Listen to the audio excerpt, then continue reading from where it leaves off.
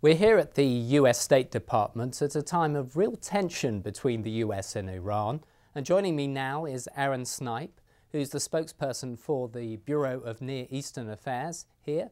Let's get straight down to business. One of the big sort of talking points of the day is this car bombing of an Iranian nuclear scientist. Do you have any reaction to that?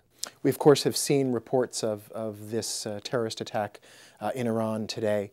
The United States strongly condemns this violent act, and I can say to you categorically that the United States denies any involvement in this attack.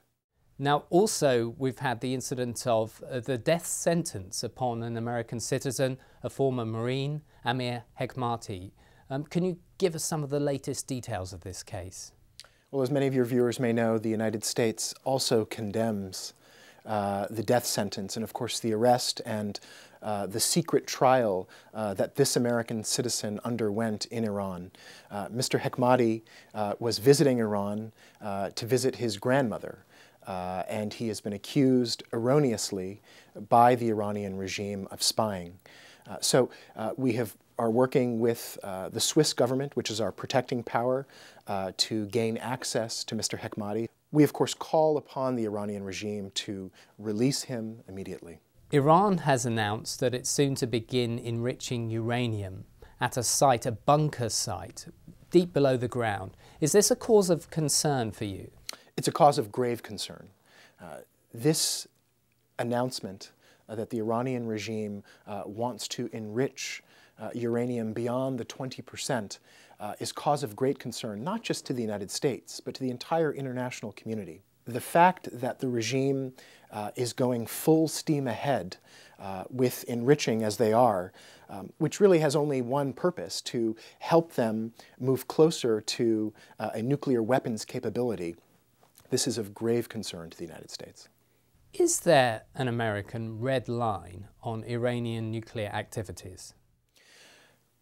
Rather than discussing red lines, we are focusing on applying as much pressure economically, diplomatically, politically as we can on the Iranian regime. The administration now has a very strong tool against foreign firms who might do business with Iran's central bank. Are you prepared to enforce that tool and use that tool in practice? We are. We have long had sanctions against Iran, but these are very tough sanctions, and we think they are necessary to counter the growing Iranian threat, not just to the United States, but to international peace and security. But the administration itself had problems with these kind of sanctions, given its relations with countries like Japan, China, India, who all have strong energy relationships with Iran and therefore have to use that central bank. Certainly, and this is going to be difficult for many countries around the world, China and Japan alike. But the Europeans also have strong economic interests in Iran, but the fact that they recognize that this is a very real threat, they are considering, quite seriously, sanctions against Iran's petroleum industry because they recognize that we can't just continue doing business as usual with Iran, not when the stakes are so high. The fact of the matter is, though, Iran still does play a major role in world oil markets, and people are going to continue to buy oil from Iran. Dealing with the Iranian regime, dealing with sanctions are very complicated matters. And so we know that many of the countries around the world that do rely on Iranian oil are thinking very carefully about this. But that's why in American embassies and diplomatic missions all over the world, we are reaching out to our partners and our allies to explain this sanctions regime and try to work very carefully and closely with countries on this issue. Now, President Ahmadinejad recently went to South and Central America. Do you think that that helped his international stature? I don't.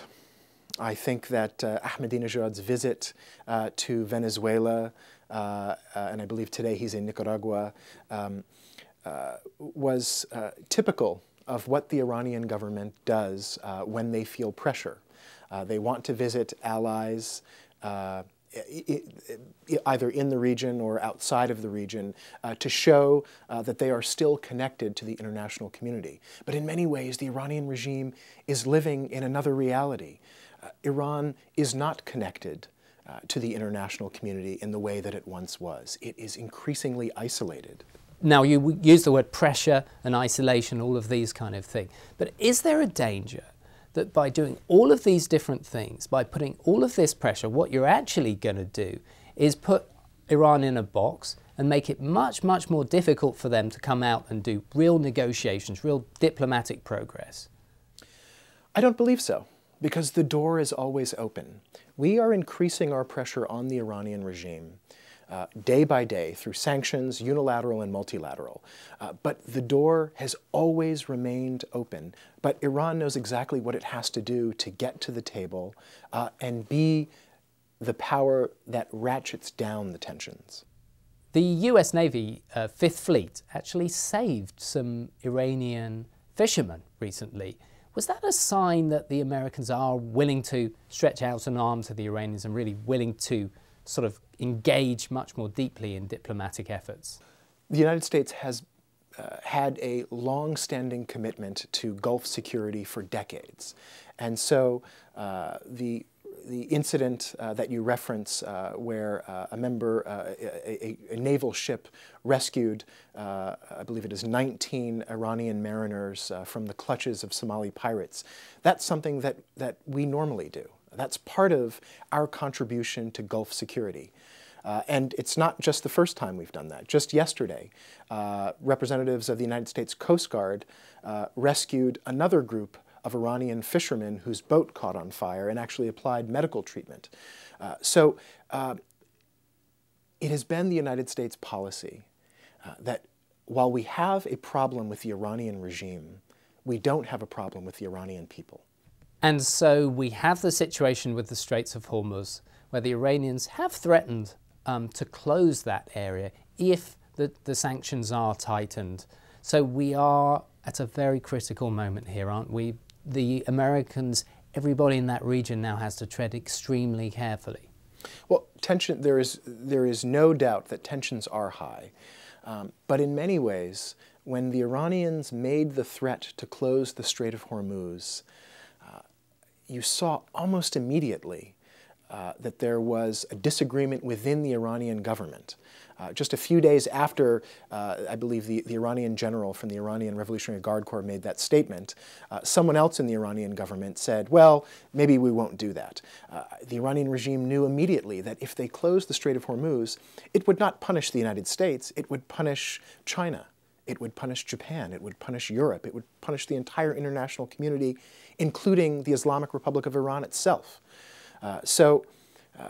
We know that the Iranian regime feels pressure, but they also understand the pragmatic decisions that they must make. Aaron Snipe, thank you very much. Thank you for having me.